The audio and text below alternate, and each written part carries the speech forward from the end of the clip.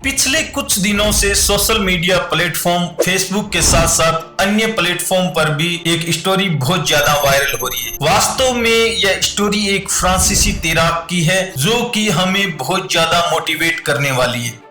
साथियों, आपका स्वागत है टॉक्स विद एके में और आज हम चर्चा करेंगे एक फ्रांसीसी तैराक जेवियर की। जेवियर एक तैराक हुए जेवियर जिन्होंने फ्रांस के लिए ओलंपिक तक खेला। उन्हें फ्रांस के अच्छे तैराकों में गिना जाता रहा, पर जेवियर दुर्भाग्यशाली थे। उन्हें एक भी गोल्ड मेडल है वो ओलंपिक में नहीं मिला। हाँ, उन्हें एक बार सिल्वर जरूर मिला, लेकिन गोल्ड मेडल की उनकी इच्छा अभी तक अधूरी थी। संयोग देखिए, उनकी पत्नी भी तैराक थी और उन्होंने भी फ्रांस के लिए ओलंपिक में भाग लिया, पर मेडल उनके भाग्य में भी नहीं था।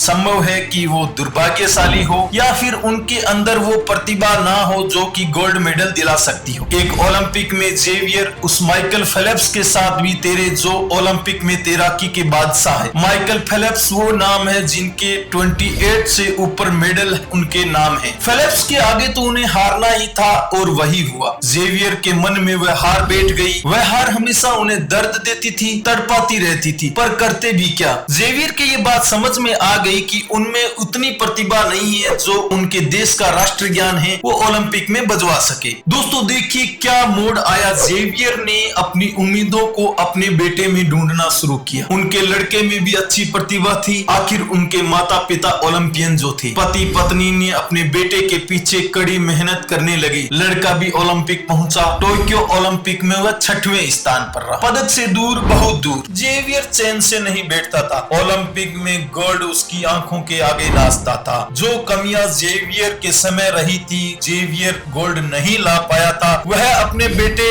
से वो गोल्ड मंगवाना चाहता था। उसने अब अपने बेटे के लिए वह ट्रेनिंग स्कूल चुना जिसके अंदर माइकल फेल्प्स के हेड कोच बाउमेन थे। वो उस ट्रेनिंग स्कूल में हेड कोच थे। जेवियर वह हर प्रयास कर लेना चाहता था जो उसके बेटे को विजेता बनाने में सहायक हो। लड़का अपना सब कुछ झोंक रहा था। उसके जीवन का एकमात्र आंदोलन था ओलंपिक में गोल्ड मेडल लाने लायक स्पीड पाना। वह तैर रहा था और केवल तैर रहा था। उसके कोच को भी भरोसा था उस पर। कोच ने पहले दिन ही समझ लिया था कि लड़का कमाल करेगा। वह भी उसके साथ जी जान से लगे हुए थे। फिर आया ओलंपिक 2024। जेवियर पति पत्नी की उम्मीदें आसमान पर थी। बेटे का एक गोल्ड उनके जीवन भर को सुकून देने वाला था। बताता चलूं, खेल छोड़ने के बाद उस पति पत्नी ने और कोई काम नहीं किया।